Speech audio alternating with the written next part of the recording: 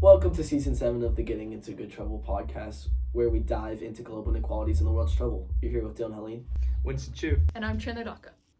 And today we're going to be talking about the South Korean doctor strike. In 2024, South Korean government officials raised the medical school acceptance rate by 65%, increasing it by 2,000 students, citing the rapid aging problem in the country. Now, the current students protested that and went on strike, citing that it would decrease the quality of education in the country. To hear more about the medical experience, I'm going to be interviewing Dr. Beth Griffith, who is a pediatrician and partner at Piedmont Pediatrics in Atlanta, Georgia. So my first question is, back in 2024, the president made this plan to increase medical school admissions by 65%. And my question is, would that be the only way to help the rapid aging problem in South Korea? Absolutely. I mean, the first time that I heard about this influx of medical school applicants, I was just dumbfounded that you cannot increase a medical school by 65%. It really does dilute the population of really strong candidates in medicine. And that's very disturbing, I think, for all the hard work that you do to get into medical school and then to become a good doctor. Can you explain some of those challenges that you faced in med school? Of course, the challenges in medical school truly were, it was a time commitment, it was intense, it was pressure, it was you're studying a good 12 hours a day. In addition to, you're also in your 20s, so you're like trying to like figure out who definitely. you are and like find your best friends and find, all these different people in your life that's creating your world, but also having to study and be the best person you could be. While still trying to find out who you are as a person as well. So it was a lot of challenges. What are other challenges that you might come across with so many doctors walking out that only really a doctor would know about? The number 1, 2, and 3 reason would be patient safety.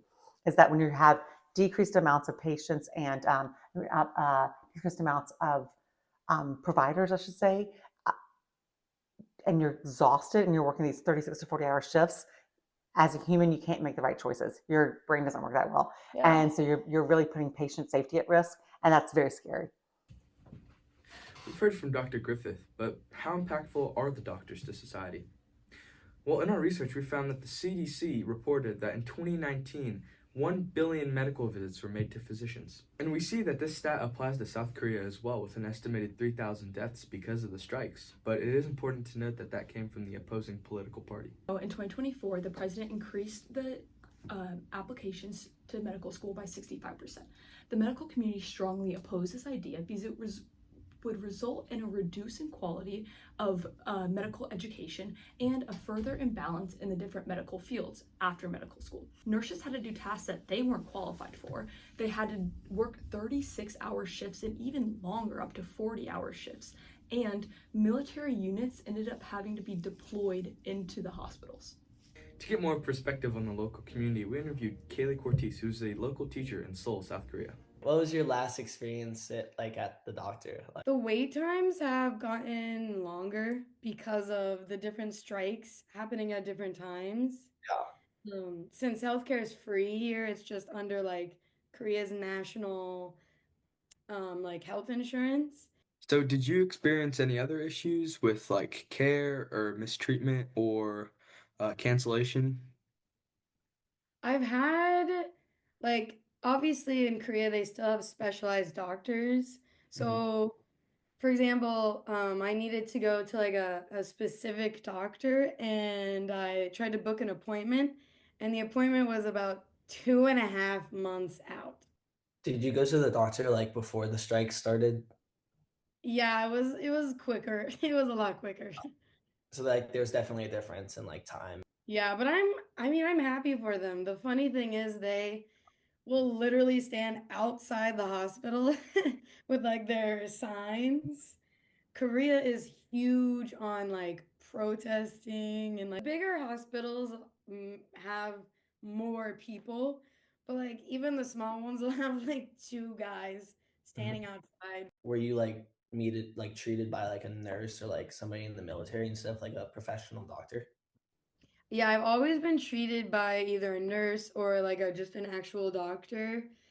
This is probably just a foreigner problem, but there's obviously a language barrier. I'm fluent in Korean now, but when I first moved here and like even like maybe 6 months ago when the strike started, they didn't have any more translators because the translators also had to like start seeing other patients.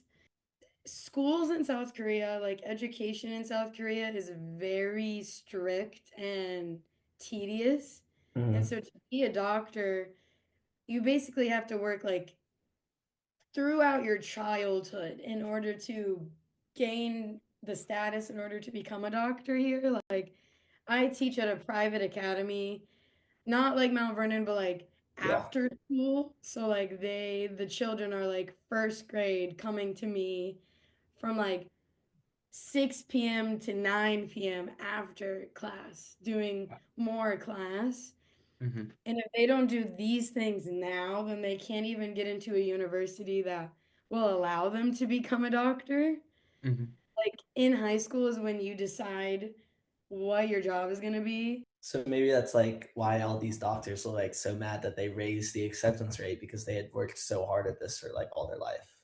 Exactly. And they're not getting paid. Like they don't think the money was worth like basically their horrible childhood of like working. Do you Yeah. think the conflict has sort of diminished and resolved, or do you see like a future events happening? The thing with the unions and strikers in Korea is they won't stop until their need is met.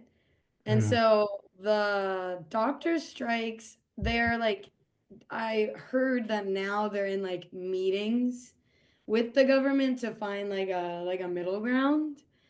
So hopefully the government will start raising their pay and giving them like what they're wanting so that the strike stopped. Do you know like some of the things that like the government like threatened to do to these doctors and nurses if they didn't like stop the strike or like stop the protesting? Oh yeah, I mean, of course they threatened to like Yeah. fire them, or like take away their. Technically, they were threatening to take away if their like license or etc. However, in Korea, it's almost illegal to be fired from your job. So you have really good job security. It's like written in all the contracts. The only way they could technically fire you is if you broke some actual law. Mm-hmm. Um, but striking is not against the law. So Yeah. it's So, kind of like an empty threat, which is why the doctors are like, okay, anyway. so have like most of the doctors and nurses gone like back to work? Yeah, I would say now because the meetings are happening and the discussion is already having taken place, the wait times and things are like much better now. Like So we've conducted all these interviews, but how do they apply to the actual context of the protest? So, Dr. Griffith and I talked about the impacts of these protests on the medical community, and she talked about the exhaustion and overworking that would apply to the doctors during this 14 months, and that would lead to many mistakes and mistreatment in the hospitals. Kind of adding on to that, Miss Kaylee told us that during these 14 months, because all these doctors and nurses had to leave, that wait time skyrocketed for citizens and even some of her students. She even saw like doctors in the street protesting with signs and music.